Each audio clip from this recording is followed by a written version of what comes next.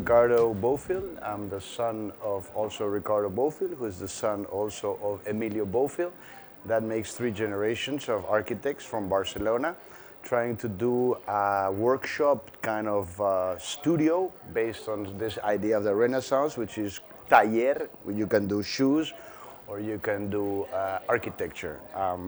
Our principles are essentially space making within the city. So it's more about urban space than about objects themselves. I started talking about my grandfather, who started a practice 50 years ago. He was a local architect. My father went to Paris, to Algeria, to the United States, and now he is still working hard. But me and my brother are both sort of continuing the practice.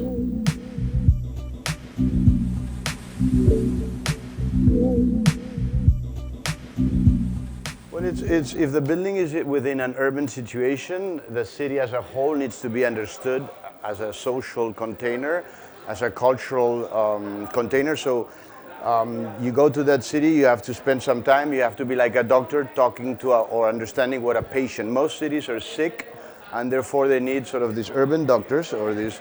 And so one way of looking at it is from above, from Google or from a helicopter. And then the other way is, eating there, talking to the people there, trying to understand the religion there, and, trying to really stay there and be part of the place. And that is touch the earth, smell it, see what the materials are.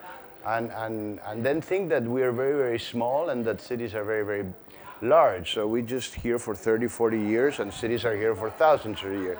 So try to be humble, try not to be a prima donna, try not to be detached from reality. So it's about grounding and about finding the roots. So if you're a seed, you have to sort of find the place where you can grow organically.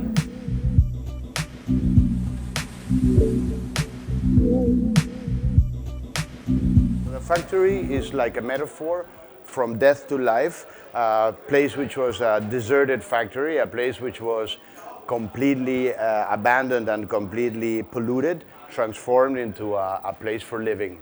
Sort of, so it's like living architecture.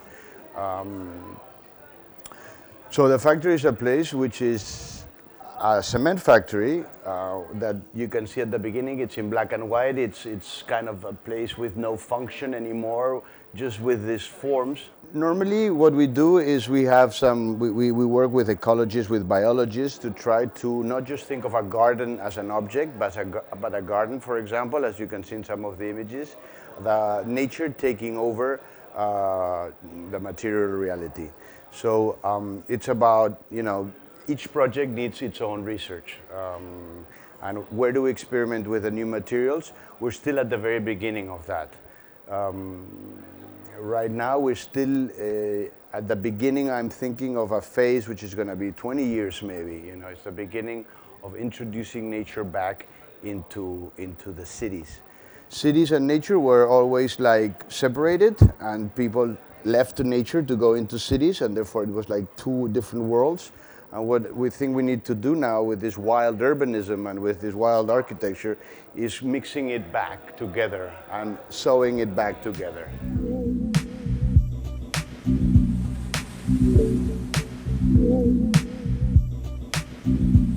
I think the big challenge is not to think of architecture as something international, but something global. It's something local, It's all about understanding the DNA of the place itself.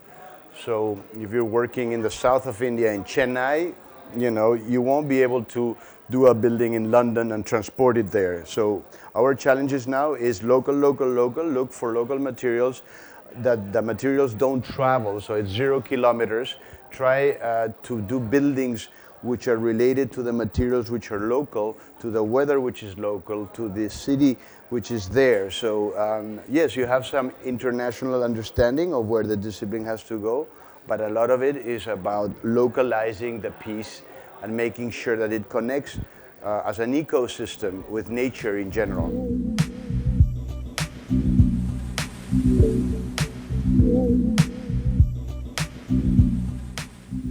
Well, Rem is one of the, perhaps the #1 architect right now in terms of, pushing us all to think to the limit, and he starts with texts, he starts with the fundamentals, he starts with the elements of architecture. I think he did a great job of communicating the principles and the fundamentals of architecture, not just to architects, not just to artists, not just to city makers, but to everybody. So, you know, it's like the mass communication, the mass culture, when architecture now starts to be available to everybody. And in that sense, it was incredible how he mixed that with the theme of Italy, and how when since he came back to Italy in 2006, rediscovered the Renaissance, rediscovered Michelangelo, and then how he thinks of architecture as something which is multimedia, so mixing dance, film, performance, even advertisement. So he stretches the limit of a discipline which used to be very elitist, and now it's becoming sort of more possible to everybody to participate in this important discussion.